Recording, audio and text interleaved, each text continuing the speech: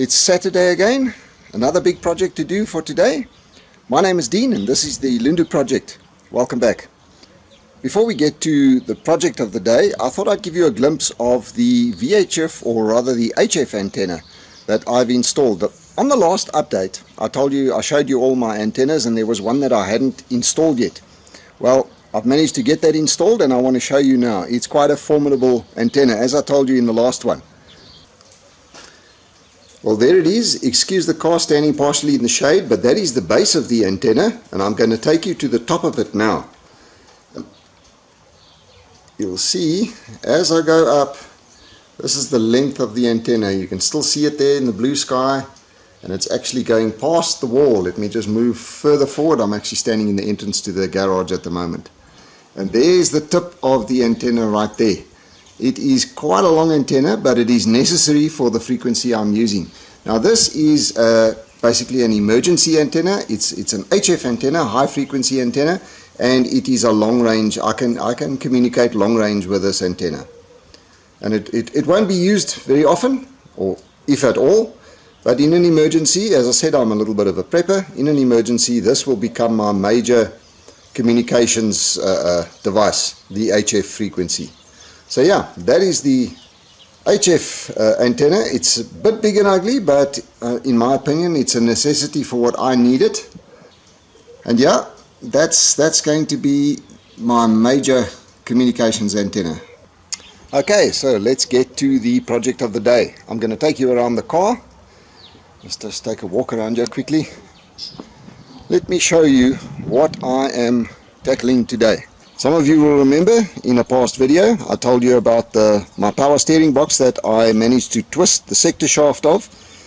This is not a brand new, but a second-hand power steering box from a 105 Landcruiser. Now I understand that the 105 sector shaft is stronger, although it appears to be exactly the same in design. Dimensionally, it must be, or the difference can only be in the metal treatment or the hardening of the metal. It's probably a lot harder and stronger. So this today is my project. I will be tackling this today. I must just take this into the garage quickly, give it a clean up and a degrease before I start stripping my one out, and then this one is going to be going into the car and I'm going to take you along for the ride. I'm not going to be showing you the cleaning of it. I will bring you back when I start taking things out of my car. I'm going to have to remove the air cleaner and to get to where the steering itself couples to the power steering box. So stand by for that.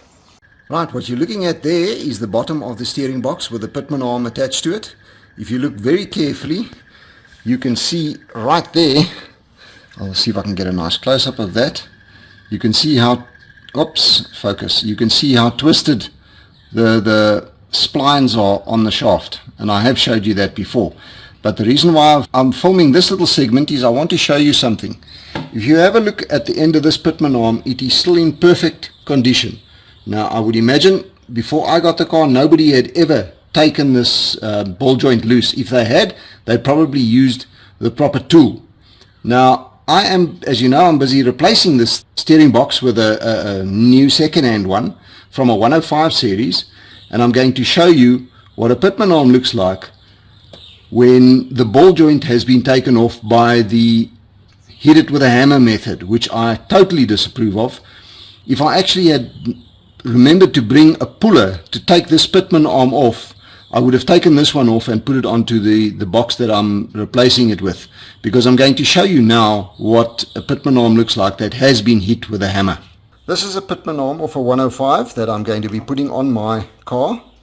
You can see here where it has been hit with a hammer, and on this end it has quite a few decent blows. Now I'm going to show you from the top what it actually does. If I can just get with one hand, if I can lift this box up, you can see how it has deformed the edge there. Now the only way that you can dislodge a tapered ball joint like this by hitting it is to deform the tapered hole. That's the only way you can get it loose.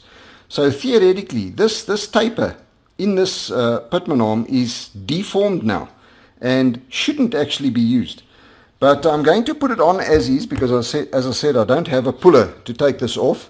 But at some stage I will take my pitman arm off my original box and put it onto this box. I don't like this method. A lot of people use it. I don't like this method. I'm going to show you now the tool that I use to take these ball joints loose. It is very cheap and it works very well. What you're looking at here is a ball joint puller. They are extremely cheap for those watching from other countries. I'm in South Africa, and there is a company in South Africa called Ardendorf's. They basically sell cheap, mostly Chinese-made tools and stuff like that. This came from there, and it was, I can't remember what I paid for it. I bought it quite a long time ago, and it was very cheap. For what it does, it's very cheap. And you simply slide this fork. You can see the bottom there has got a thin lip. You slide that between the pitman arm and the ball joint itself, and then this just pushes on the end of the bolt, and you turn it up really tight, and then you give it a good few smacks on the back of this with a hammer, and it just pops loose, leaving not a mark on anything. It doesn't do any damage at all. So for those of you who want to insist on hitting the side of the ball joints with a hammer, please go and get yourself one of these tools. Alright, I have removed the airbox so that I can get to the power steering box. First step is to remove this guard cover by these two bolts. Once I've removed those, I can get to the coupling that couples the steering rod to the steering box. Right, that guard has been removed. Now what you've got is the coupling. I don't know if you can see down there now. You might have noticed I am down to using my phone to film this. Guess who forgot his tripod at home? As you know, I'm not at home at the moment. I'm at my partner's house, my girlfriend's house, and I brought all my tools with me again, and forgot the tripod for the camera. Besides, my hands are too dirty to handle the camera now, so the phone is going to have to do. Okay, so what we do is we loosen this bolt. I just like to loosen it, take it completely out, and take this bolt loose and completely out. What happens then is we can slide this coupling all the way up these splines, and then it will free up the steering box over here. I'm not going to show you the steps where I actually take the bolts out. I'm just telling you, the next time you see this coupling will be free, and I will be at the next step. Right, there you are. The steering is now free. I've also taken off the alternator wires just to get them out of the way. The only things left to do now is to remove the two hydraulic lines from the box, and then take loose the 4 mounting bolts that hold the steering box to the chassis, and that's it. The box will be free. I'm just going to take you around, and I'm going to show you the 4 mounting bolts. Okay, this is the view from underneath again, behind the wheel, and you'll see there are 2 there and 2 there. The bolt heads are on the other side, and this side is the nuts. So we take these 4 loose, plus that the 2 hydraulic lines, and this steering box is free to come off. It's going to make a mess when I take the hydraulic lines off, and just be sure if you do this job, put something underneath the car to catch any ATF that might, or actually will, spill onto the ground. I will bring you back as soon as I have taken off the hydraulic lines and loosened these 4 bolts. Alright, now we're getting somewhere. The ball joint has been taken off. The steering has been disconnected, the hydraulic lines have been disconnected, and that is all that holds the steering box in. Unfortunately, I'm going to have to put the phone down now so that I can manhandle this thing. It's not light, and it should, if I remember correctly, it'll come out of this gap here without taking it through the engine bay. I will take you back when I've got it on the bench, and then we can have a look at those very nicely twisted splines.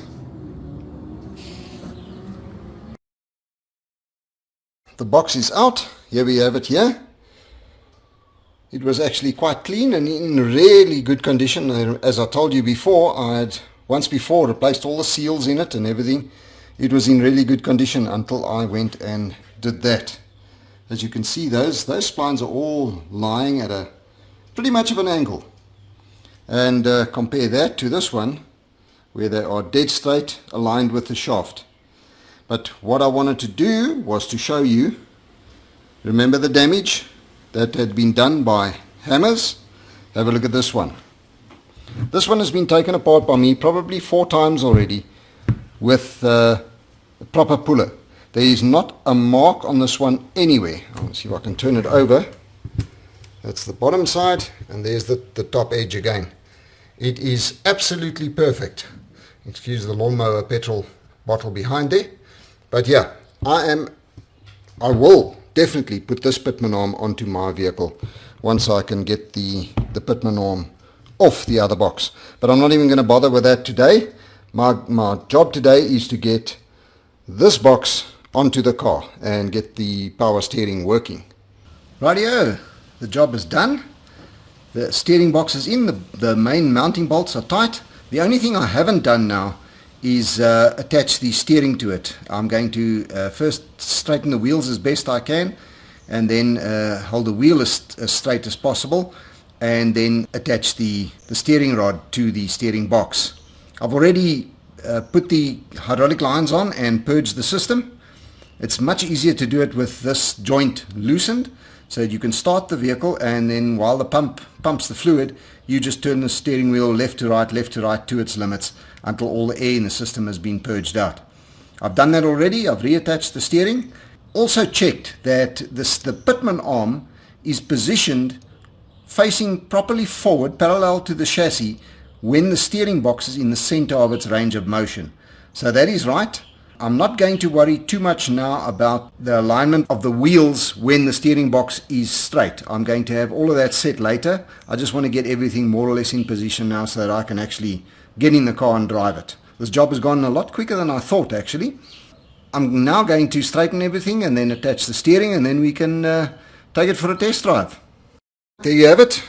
Air cleaner is back in, the steering box is connected, tightened, everything is done up, and the power steering appears to be working as normal. Okay, that's it. That concludes my show and tell of how to change your power steering box. When you have connected up all the lines and filled the system up with oil, be prepared to keep filling it up with oil. It'll probably take around half a liter at first, and then once you start it up and you start circulating the oil, it takes quite a while for the system to purge properly, and the system becomes very noisy because the oil foams up a lot, and it actually pays. Once you have topped it up and the levels actually stops dropping so fast, it actually pays to fill it up, start the engine, cycle the system a few times, and stop the engine. Let the fluid stand for a while for all the air bubbles to come to the surface and disappear, because the foam actually gets recirculated to the pump, and you'll battle to prime the pump properly. The system gets really, really noisy with the air in the system. As it goes through the steering box especially, it makes a hell of a noise. You'd think there might be something wrong, but just keep at it. Fill the system up, start the engine, cycle it a few times, take the steering box through its motions. I did this with the ball joint disconnected from the pitman arm, so it's you're not moving the wheels, you're just moving the steering box through its range of motion. And then let it stand for a while. Let the foam clear, let the bubbles rise to the surface of the oil, and then start the system again. The level in the system will drop quite a few times, and eventually you will find that you will reach a level where it stops dropping, and the oil will be clear. There won't be any air in it, and also the noise will go away. Some of you might be asking, well, I'm always working on this car. When am I ever going to use it? Well, I had plans of using it actually this very weekend. I had plans of going out to a four-wheel drive place where I can do some camping and some driving, but I really wanted to get the steering box in and changed, because I really didn't trust the old one. And this new one, well, not really new, it's a new second-hand one to me. It's a 105 box. Arrived yesterday, it arrived on Thursday.